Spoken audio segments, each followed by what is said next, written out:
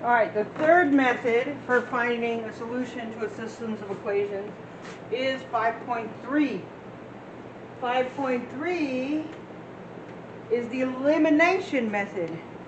It is exactly what it sounds like. We're going to eliminate one of the terms, and we're going to use that to solve for our missing variables.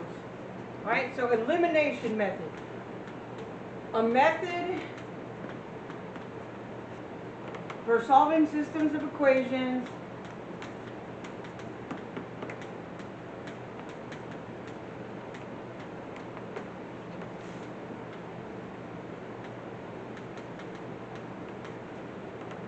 by adding or subtracting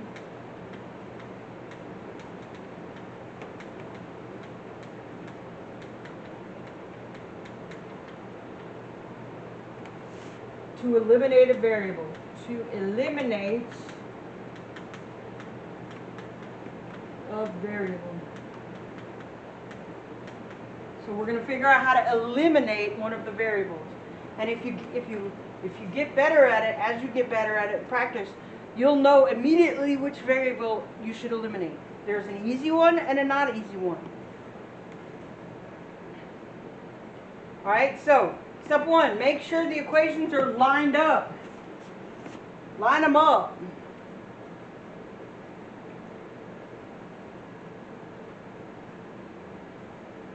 Whatever form they're in, make sure they're lined up. Make sure they're in the same form. They either both need to be in slope-intercept form, they both need to be in standard form. Whatever form they're in is great, but you have to line them up. Step two, add or subtract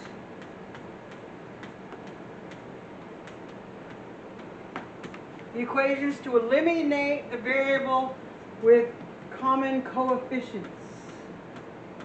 Right, like I said, when you start looking at it, you'll realize very quickly which one you're supposed to eliminate. They will have common coefficients. Yeah, we'll get there. Step three, solve for the remaining variable. Step four, substitute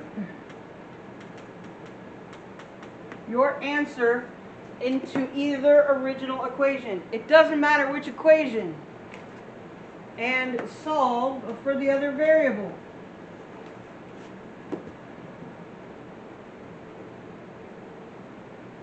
Solve each system by elimination. Here's the thing. If the directions tell you to use graphing, you have to graph. If the directions tell you you have to use substitution, you have to use substitution. If the directions tell you elimination, you have to eliminate. If the directions just say find a solution to the system of equations, you can use whichever method you think makes more sense for those equations. Alright, so we're going to cancel the one that has the common coefficient. Right? In this case, both of these have an invisible 1. That is a common coefficient. They have the same coefficient. Right? If this one is a positive, we need this one to be a negative, so they'll cancel. Right? To make it negative, we're going to multiply the whole thing by -1. If I multiply the whole thing by the same number, then it doesn't change the value. Right? So now we have y equals 3x plus 4, because we didn't do anything to the first one. We're going to do something to the second one. Negative y equals negative x plus 2. I changed all the signs inside. I distributed the -1 to inside the parentheses. Right? Now they're going to cancel the y's. That's why we did this, so that the y would cancel the other y. And now we just finish it out. Right? Because this is 0 equals 3x minus 1x is 2x. And then 4 plus 2 is 6. Now we just solve for x. So we have -6 equals 2x. Divide by 2, x equals -3. We figured it out by canceling one of the variables. Now you can take this x equals -3, you can take that -3 and plug it into whichever equation you think will be easiest. Whichever you think will be the simplest. Let's do both, just so you know I'm telling the truth. Alright, so let's put it in the first equation, and then we'll put it in the second equation. Alright, so the first equation, y equals 3, instead of x, we're going to put -3 plus 4. And then the second equation, y equals -3 minus 2. Instead of x, I put -3. This is y equals -9 plus 4. Y equals -5. This is y equals -5. You can plug it back into either equation, and you will find that the solution, your x is -3 and your y is -5. This is the solution to that systems of equations. This is the solution of where those two equations will intersect. Right there.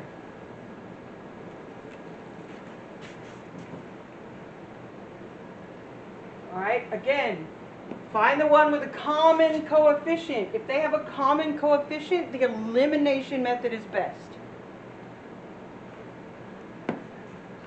Both are positive 3's. We want this one to be a -3.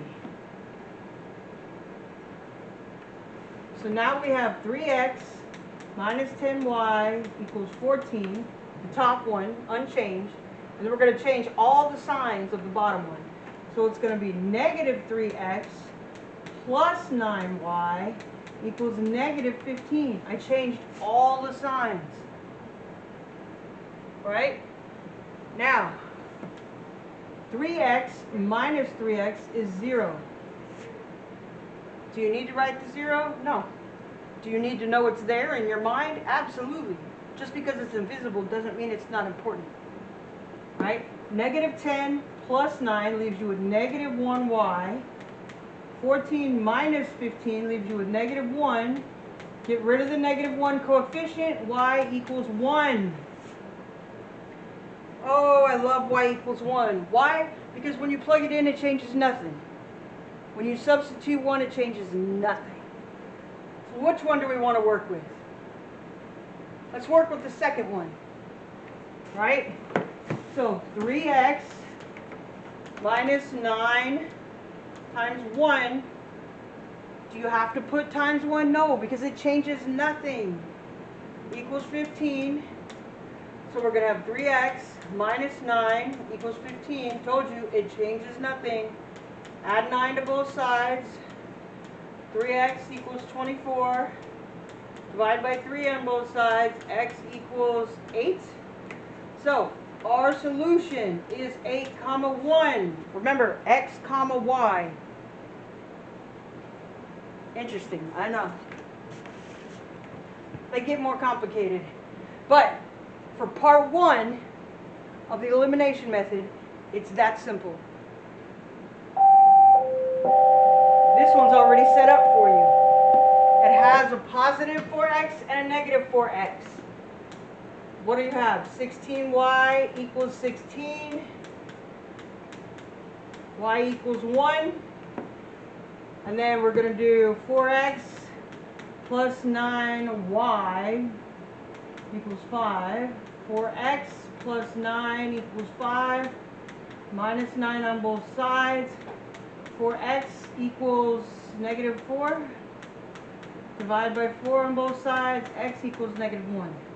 So, -1, 1 is our solution.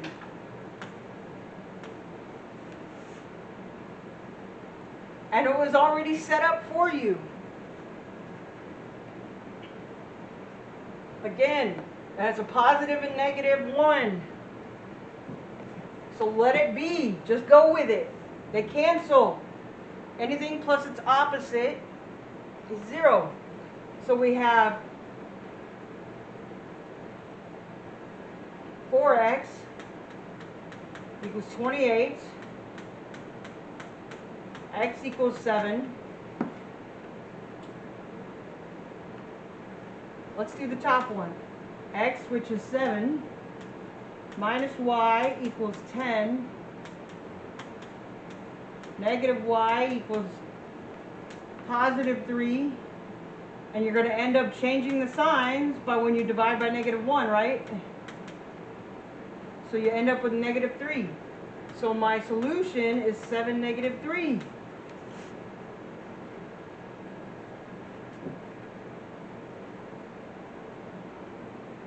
Two more, I think. Yep. All right.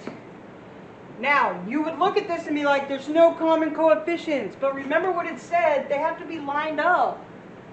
This is in a different order. So you can either turn this back to standard form, you can turn this into the form this one's in, or you can turn both into slope-intercept form. Whatever makes you happy. Right? Personally, I think it would be easiest to just move this over here so that it matches up with this. Right? So 4y equals 2x minus 8. We're going to leave the first one alone. But we're going to subtract 5x from both sides. And then you have negative 4y equals negative 5x plus 20. Now they line up. Look, I lined them up. And I put the coefficients that cancel out right next to each other. It's beautiful. Negative 5x plus 20. Once you start looking at it, you'll find these tricks, these shortcuts, right? We're left with 0. Again, you don't have to put the 0, but you do need to remember it's there. It is a placeholder. Right? Negative 3x plus 12. I'm going to move this over here so it's going to become positive 3x. 3x equals 12. Divide by 3. X equals 4. And now I can put it into either equation. Which one makes more sense? Actually, this one makes more sense. In my opinion, you could believe this one makes more sense. They're going to give you the same answer. Right? So 4y equals 2x minus 8. 4y equals 8 minus 8. Now you know why I thought that one was easier. Any number plus its opposite is 0.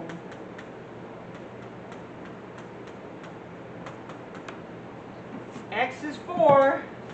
Y is 0. That's your solution.